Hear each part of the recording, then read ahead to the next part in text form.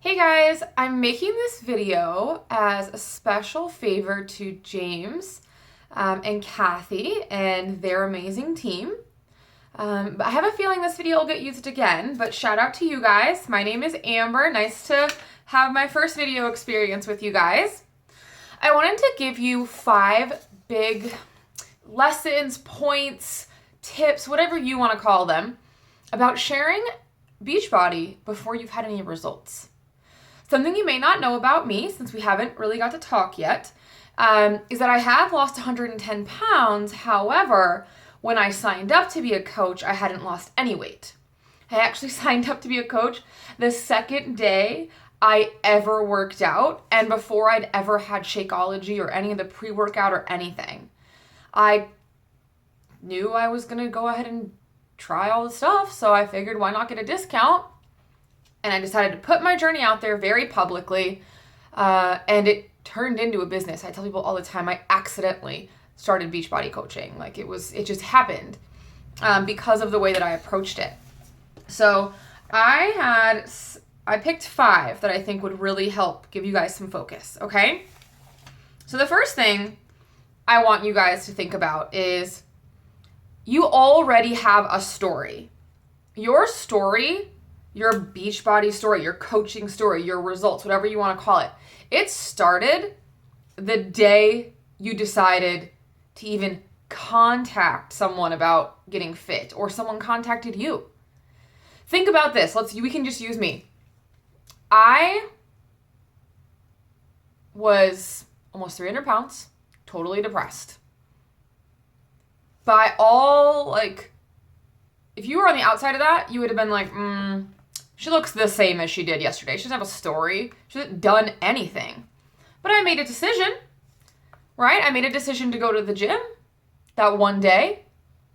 I made a decision to go to a meeting and hear about this opportunity. I made a decision to order Shakeology. So you could have a story the day you started following me on Facebook. That could be your story. So let me explain this. This could be your story. You know, work and life just got in the way. Kids happened. I got so busy and I just let myself go. And I was tired. I didn't have a lot of energy. And I just sort of got sick and tired of being sick and tired. I decided to just kind of look up some people on Facebook and maybe find some inspiration. So I came across this girl. She lost a lot of weight and I really like what she had to say. So I started following her. And I'm pretty excited to see what she has to say next, and hopefully I'll get inspired to do something myself. That's a story, and nothing even happened yet. It's, where was I? What was my decision? Where am I going next? This imaginary person that we're talking about hasn't even spoken to me yet, and they already have a story. So your story could be, I knew something wasn't quite right. I didn't feel like my old self. My jeans were getting tight. We just weren't doing as many activities as a family anymore. And my friend James hit me up and showed me his results for Body Beast. And I thought, well, I could do that. If he could do it, I could do it. We'll do it together. It'll be great. So I ordered it and it's on its way. I'm really excited to get back to feeling like my old self again. Bam, you have a story and you've not even gotten the program. It's not even in your mail, right? Well, it might be on its way, but that's about as, that's a story. You already have a story. So that's the first thing I want you guys to understand. You have a story. Do not wait to start telling your story, because your story is going to change every single day. Every day you have a new opportunity to tell a story about where you are and where you're going, which leads me into the next one, which is you are going to have a lot of firsts, and firsts are a wonderful, natural way to share a journey or really share anything through social media. The first day you get it and you open it all up, that's very exciting. So anticipation and hope and excitement, right? Okay. You're first. What about the first day you do the workout and you go, well, that wasn't what I was expected, or maybe you're doing hammer and chisel and you are like, I do not like autumn. Whatever your deal is, that's your first workout, right? That's your first. Okay. The first time you finish a week. The first time you finish a phase. The first time you go down a belt notch. The first time you get into a pair of jeans you haven't worn in a little bit. First time you notice your skin got clearer. The first time you wake up without feeling groggy and needing your coffee. The first time you use a pre-workout and you get a way better workout than you have in a really long time. The first time you notice that Shakeology cured your cravings for sweets and you go, I just walked by that bowl of M&Ms and I didn't even flinch. Capture all of your firsts and share them. People want to celebrate that with you. They want to be part of that with you. Bring it together. Okay, so a lot of firsts, so many firsts.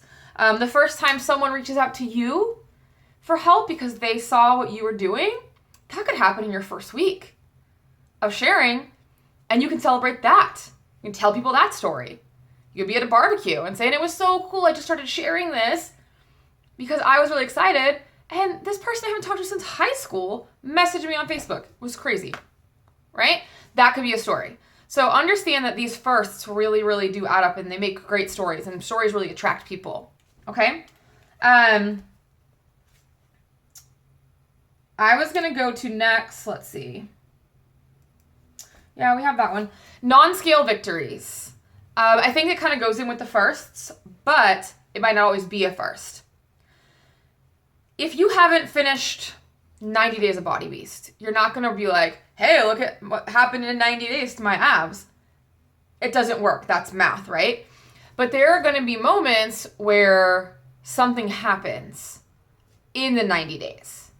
It doesn't have to be a first. It doesn't have to be the first time you do anything. It could just be something that you're experiencing.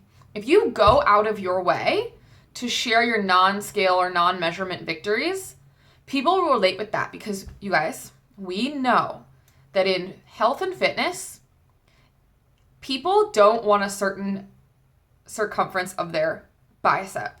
Because circumference? Diameter? You guys understand what I mean. Around it. Of their bicep. Because they just want to write that number down. It means something to them psychologically. Being a number on the scale means something psychologically. Having a certain waist measurement it's psychological. It's not like, oh, if I have a 28-inch waist, I'm going to be happily married. Those things don't correlate. But the way that you're feeling, the non-scale victories are very relatable. Because if you feel better than you have in a really long time, if you have more energy, if all these things are happening to you, people want that. People do want numbers because it gives them something to track, and they think if I get to that number or that size or that body fat percentage or that mass or whatever it is, they are going to have the thing they really want, which is confidence, connection, acceptance, and all the real stuff that goes into health and fitness, right? So focus on the things that are happening to you that have nothing to do with your numbers or results, okay? Next one was be new at this and love that. Be so new. Don't be afraid of saying, I don't know. If you don't have a clue, that's cool. We've got you. But the more you share, people will ask you questions. You're not going to have the answers for them. And that's okay. You have a team. You have an upline. We're all here. We can answer those for you. James can answer them for you. We can work it out. So really, don't be afraid of saying, I don't know. Or even saying, I'm new at this. I'm excited to see where it goes. Because if you think about this, if you've ever been in a long line, and you're like, what is happening at the front of this line? Like, do they have the dumbest person on the planet working in the front of this line? What's going on? And you get up to the front of that line, and there's this person at the front, and they're like, I'm so sorry, it's my first day. I'm all by myself for the first time. I just finished training. Are you not immediately the coolest person ever to them? Oh, congratulations, no worries, yeah. Even though you were just bitching 5 seconds ago about how long they were taking. Being new is something you only get for a little while. Not having an answer only works for a little while. So use it, embrace it, roll with it. The more you share and the more you talk, the more you're going to learn because you're going to have to come ask what the answers are. Right? So by the time you do have results and you really get this influx of people coming to you, you will have practiced this whole time and learned the things that you need to learn. It's like on-the-job training. It's perfect. Now, the novelty of being new also wears off. You can only be so excited that your box of Shakeology showed up for so many months in a row before no one wants to hear it, right? If after 5 years, I posted a picture of my Shakeology box showing up and being like, I'm so excited, the new flavor is here, people would just unfriend me. They'd be like, Amber, stop it. No, you're not that excited. It becomes old hat, right? That novelty that you get when you're new, that you're so flippin' excited, you can only use it for so long, right? There's this newbie, this novelty that's really awesome.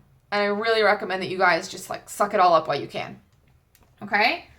The last point I had was using your upline. So what I do is I have, my lighting's getting weird, sorry. I have a referral program for my downline coaches. So if they have let's say their sister-in-law hits them up. They don't have a clue what to say. I say, no worries, introduce me. I'll take care of it. While they're getting their results, but they're already signed up to be a coach from the beginning, send them to me. I'll close that deal, put them under the coach that, send them to me, of course. Like, make sure the right person gets the credit. And then they come into my challenge group. And so now my coach is in the challenge group and their customers are in the challenge group. And everyone's in the challenge group together. And that's totally fine. Everyone's getting support. And hopefully through that process, as I'm talking about coaching and I'm talking about building a team in my challenge group, their customers are seeing it as well and possibly taking that opportunity to join the team. So it really does work when you work as a community. No one expects you to run your own challenge groups from day one. No one expects you to find enough people to even do that. It definitely, the bigger the groups are and you guys work as a team, the easier it is to find the one-off, two-off people that can join you. And you didn't necessarily have to do all the work or have all of the information. You just had to share your butt off, talk a lot, and bring them back to your upline. Now, that's something you want to talk to your individual upline about based on their availability and workload. But a couple extra people a day, a week, it's usually not a big hindrance. And it's cool because if you get CC'd on the emails or you're in the Facebook message or you do 3-way calls, you're learning, again, more on-the-job training. So when you do post those results in 30, 60, or 90 days or whatever you're going for, you will have so much experience already instead of having this big influx and not having a clue what's going on. So those were the 5 biggest things that I thought of that would help you. Now, the one thing I wanted to leave you with was sharing on social media, if that's not something you are familiar with. I know a lot of people are not, and I just wanted to put that out there. The best thing you can do to start building credibility right now while you are building your results is post on Facebook, Instagram, whatever your thing is, 3 times per day. The times are, I would just do it like morning, midday, night. That's really what I would do. When you wake up, when you have lunch, when you go to bed. Just make it simple for yourself. Become that person that people are watching. And that is positive. Don't post anything negative on Facebook. I mean, everyone should know that anyway. Like, just don't add to the negativity in the world. But go out of your way to post a morning motivation every single morning. Go out of your way to post out a workout picture or a Shakeology picture, a performance line picture about like what you are personally doing, like sharing your own thing, sweaty workout or a little workout snippet, whatever, every single night. And then in the middle of the day, share something about your life, about your kids, about your pets, about your job. Just, don't get all, crazy personal, but just show them that you're a human. And if you keep this up, what's going to happen is you will get seen by more and more people, and people are going to notice and they're going to be watching. And then when you do post results, everybody will have been part of your journey this whole time. They'll see you as a positive force. They'll see you as a credible source. And they'll be related to you on a personal level because they understand you do have kids and pets and jobs and things like that. And they will then flock to you when you start posting results. So I realize some of this is about building, but you will be surprised that just simply sharing what you are doing without results creates this come with me attitude versus listen to me. It's a very different place than you're going to be in 2 or 3 years, right? When you've been doing it for a while and your body's been a certain way for years and you're pushing yourself to new limits, you're going to be very much like, hey, you should do what I tell you because I know. But that's not where you are right now. That's not where I was. I built my entire foundation of my business off of come with me. Let's do it together. I'm going over there. You should come this way. Or I'll be there if you want to come and if you want to meet me. That's how my fit club was built. That's how my meetup group was built. I had a walk and talk fitness group. We had 1,200 members in our meetup group. It was huge because it was simply, hey guys, I'm getting fit. I feel good. You should come. And you know what? In 100 pounds from now, we'll still be friends. And hopefully we'll both have lost 100 pounds. Or whatever it's going to be for you. So that's it. That's all I have for you guys. I hope that helps. Let me know if you guys have any other questions or if I missed any major points that were really relevant specifically to your team. Okay? Have an awesome rest of your day, you guys.